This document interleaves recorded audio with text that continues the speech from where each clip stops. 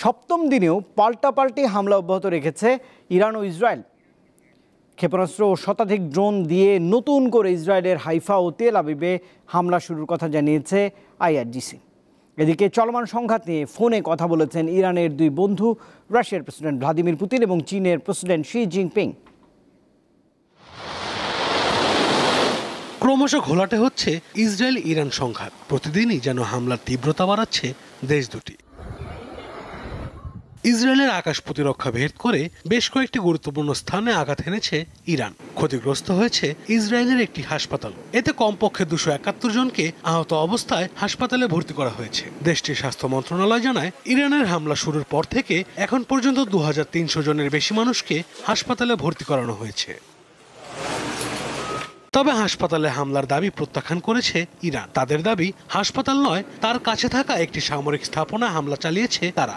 হাসপাতালে হামলার পর ইরানের সর্বোচ্চ ধর্মীয় নেতা আয়াতুল্লাহ আলী খামেনির অস্তিত্ব মুছে ফেলার হুমকি দিয়েছেন ইসরায়েলের প্রতিরক্ষা মন্ত্রী। এদিকে যুক্তরাষ্ট্রের সাহায্য চাওয়া ইসরায়েলের দুর্বলতার লক্ষণ বলে মন্তব্য করেছেন ইরানের সর্বোচ্চ ধর্মীয় নেতা আয়াতুল্লাহ আলী খামেনি। এ সময় দেশের জনগণকে সর্বশক্তি নিয়ে এগিয়ে যাওয়ার আহ্বান জানান তিনি। অপরদিকে ইরানের আরাকে অবস্থিত পরমাণু চুল্লি ও নাতানজ সহ বিভিন্ন পারমাণবিক স্থাপনায় হামলা চালিয়েছে ইসরায়েল। এতে ইরানের নিহতের সংখ্যা 240 জনে দাঁড়িয়েছে। সংঘাত বাড়তে থাকায় বৃহস্পতিবার রাতে জরুরি নিরাপত্তা বৈঠক ডেকেছেন ইসরায়েলের প্রধানমন্ত্রী বেনিয়ামিন নেতানিয়াহু।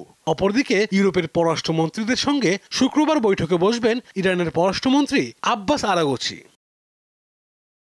এই অবস্থায় চলমান উত্তেজনা নিয়ে ফোন আলাপ করেছেন রাশিয়ার প্রেসিডেন্ট ভ্লাদিমির পুতিন ও চীনের প্রেসিডেন্ট শি জিনপিং। এ সময় ইসরায়েলের ইরান বিরোধী পদক্ষেপের নিন্দা জানান দুই নেতা।